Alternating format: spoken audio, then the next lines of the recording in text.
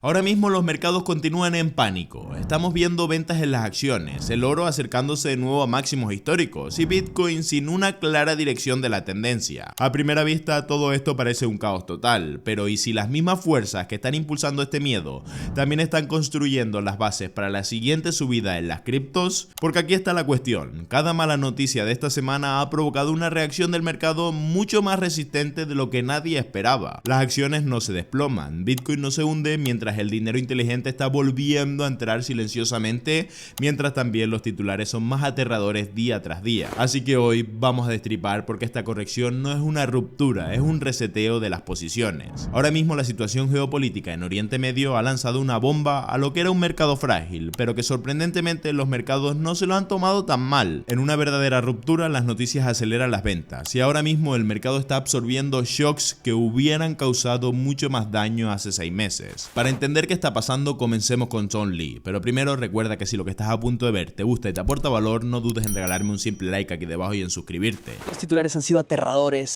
nadie quiere ver en un conflicto, pero creo que ha sido acertado señalar que los mercados se lo han tomado mucho mejor de lo esperado.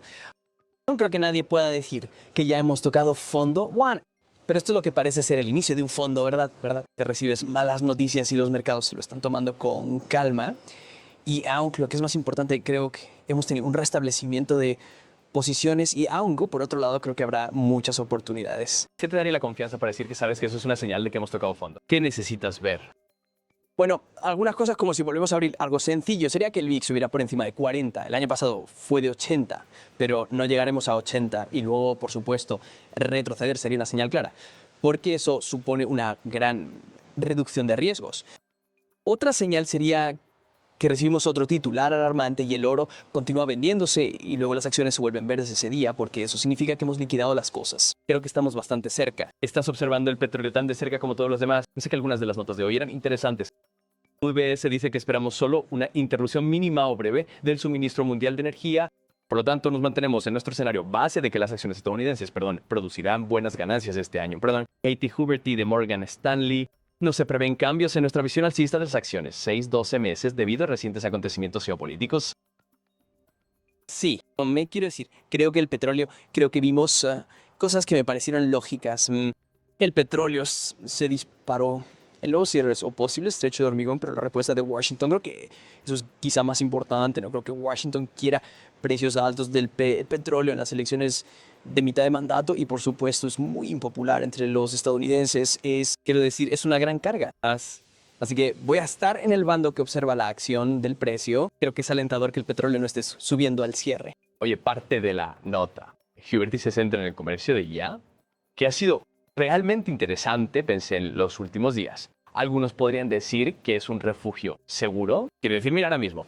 Microsoft está subiendo, Meta está subiendo, Amazon está subiendo, Nvidia ha cotizado mejor en los últimos días. ¿Qué piensas de eso?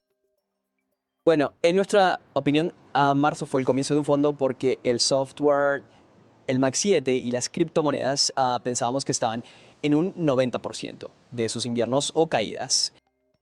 Están superando el rendimiento y creo que eso es una señal de liderazgo, pero fundamentalmente tienes toda la razón. Si tenemos una interrupción del comercio global, seguirás necesitando IA y seguirás necesitando el Mac 7, así que creo que en realidad son buenas historias fundamentales. El enfoque de Tom aquí es importante. Él no está diciendo que el fondo está confirmado, él dice que los ingredientes se están formando, las malas noticias se están tomando con calma, el posicionamiento se ha restablecido y el miedo es elevado pero en los extremos de la capitulación. Y cuando uno de los estrategas más importantes de Wall Street, con uno de los mejores historiales del sector, nombra las criptomonedas junto con la tecnología, mientras el liderazgo comercial se encuentra al otro lado de un shock geopolítico, eso no es una frase casual, es una señal que indica hacia dónde se está girando ahora mismo el capital institucional. El 2 de marzo se registraron entradas a los ETF de Bitcoin al contado por un valor de 458 millones de dólares y los 12 fondos de ETF registraron flujos positivos y 0 salidas. Ese no es un comportamiento del mercado en pánico, es un posicionamiento del capital para lo que viene después mientras el miedo sigue presente. Arthur Ayers acaba también de publicar un artículo artículo en el que analiza cada uno de los principales conflictos importantes de Oriente Medio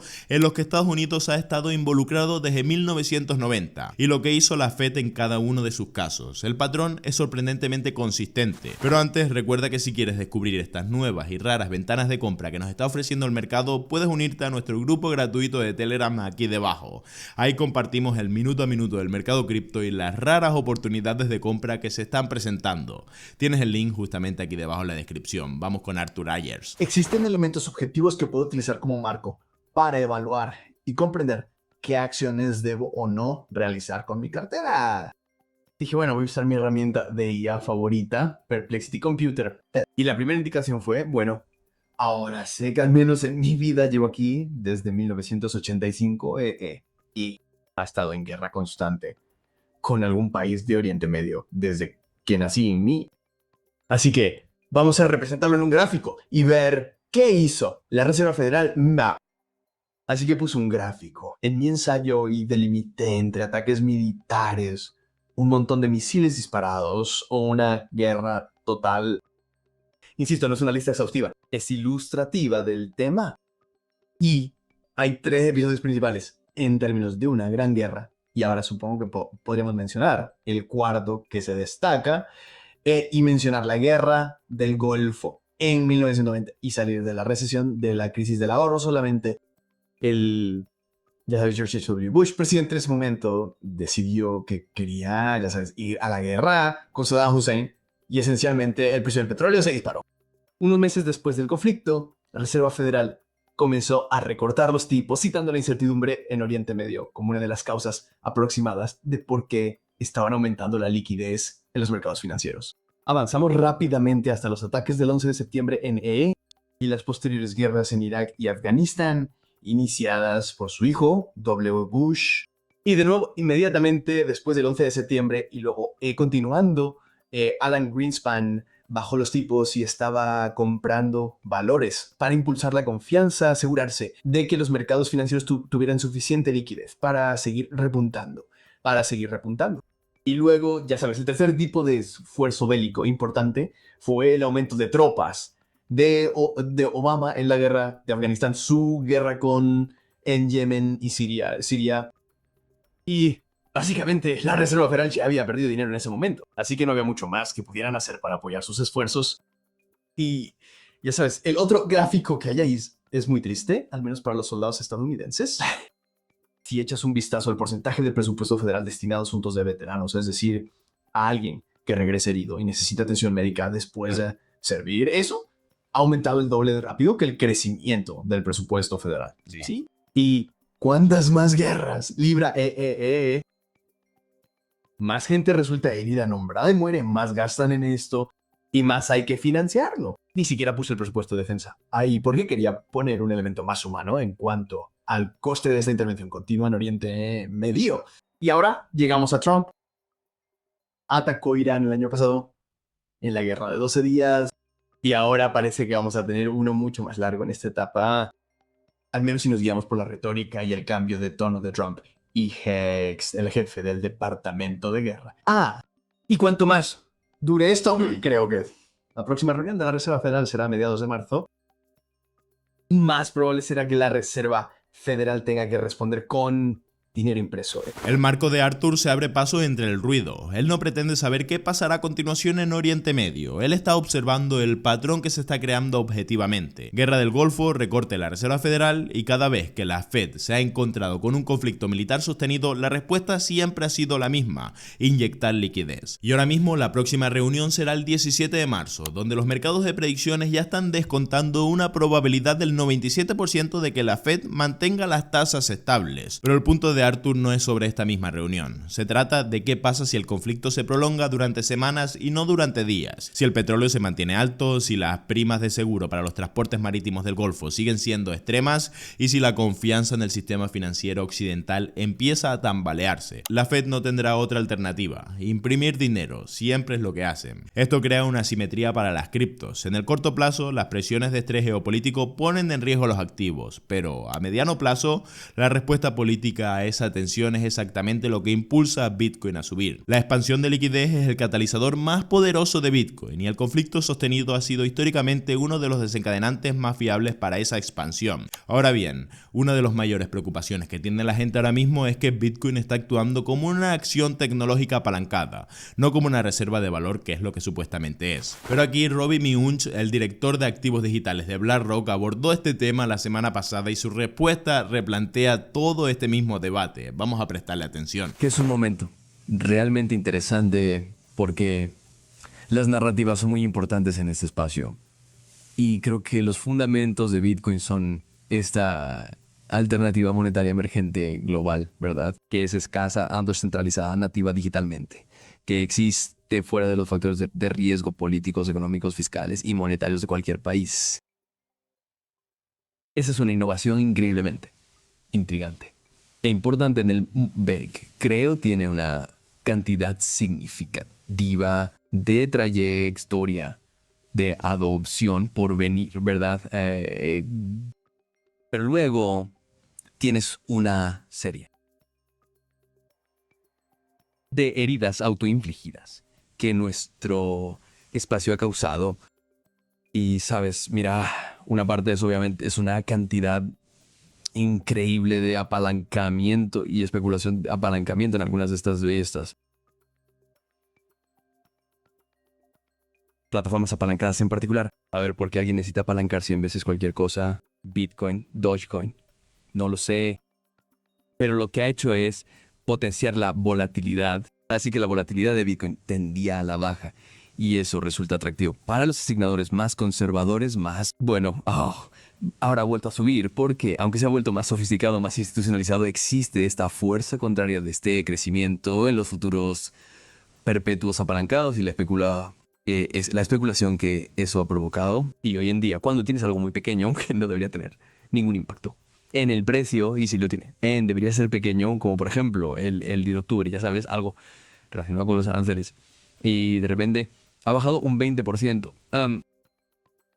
Y eso se debe a que se producen liquidaciones en cascada y desapalancamiento automático, etc. Y la razón por la que esto es particularmente perjudicial es que tocaba la narrativa impulsada por los fundamentos de esto como un activo diversificador, como una posible cobertura a largo plazo contra parte del riesgo que existe en otras partes de una cartera. El adoptante marginal entonces lo mira y dice, entiendo que es como un activo monetario escaso a nivel mundial, pero ahora mismo parece muy correlacionado y muy volátil. Bueno, se parece un poco al Nasdaq apalancado. No sé si lo necesito en mi cartera, ¿verdad? Así, los hechos están más del lado de cómo lo caracterice. Pero los datos de trading, al menos últimamente, al menos muy diferentes, y el listón para la adopción, si se negocia como el Nasdaq apalancado, es mucho más alto. No hay ninguna buena razón para pensar en Bitcoin como un activo de riesgo, ¿verdad?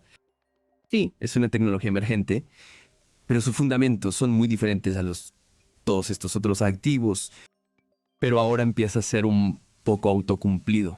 Creo que en la parte de los fondos de cobertura, creo que hay una percepción errónea de que son un montón de fondos de cobertura NT los que están creando volatilidad y vendiendo. Eso no es lo que estamos haciendo. Miras el EBIT de la semana pasada, en una semana que fue tumultuosa, obviamente, en el mercado de Bitcoin. Tuvimos un 0,2% del fondo redimido, ¿cierto? Entonces, si realmente hubiera fondos de cobertura que estuvieran liquidando masivamente las operaciones que estaban ejecutando en el ETF, habrías visto miles de millones. Vimos muchos miles de millones liquidados en estas plataformas apalancadas. Los ETF han sido muy estables. Para mí este es uno de los fragmentos más importantes para entender en qué punto del ciclo estamos. Robbie separa dos fuerzas que constantemente se están confundiendo.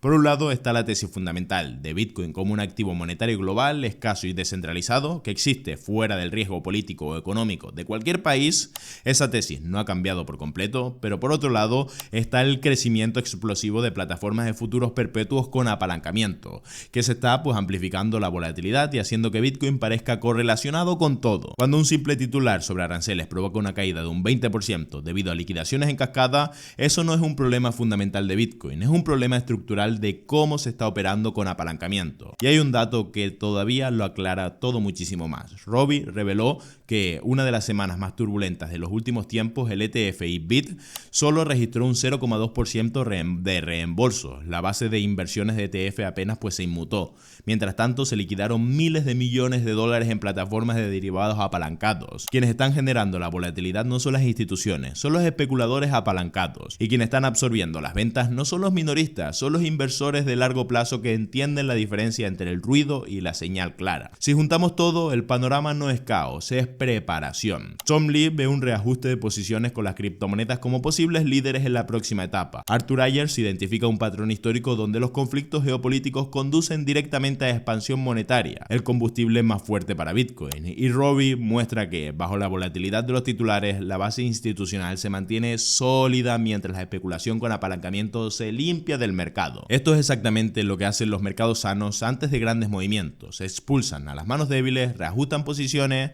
y construyen un muro de preocupación tan alto que cuando llega el giro, la mayoría todavía está mirando hacia el otro lado. El verdadero riesgo ahora no es entrar demasiado pronto, es quedarse fuera cuando la liquidez cambie de dirección. Pero ¿tú qué opinas? ¿El mercado está descontando suficiente riesgo geopolítico o seguimos subestimando lo que un conflicto prolongado implica para la política monetaria? ¿Confías más en los datos de los flujos de los ETF o los titulares sobre las liquidaciones apalancadas? Déjame tu opinión justamente aquí debajo en los comentarios. Si este análisis te aportó valor, regálame un simple like y compártelo con alguien que necesite ver un poquito más allá del miedo. Y si aún no estás suscrito, pues como siempre ya sabes que puedes suscribirte justamente aquí debajo para no perderte el próximo vídeo. Muchísimas gracias y nos vemos pronto. Adiós.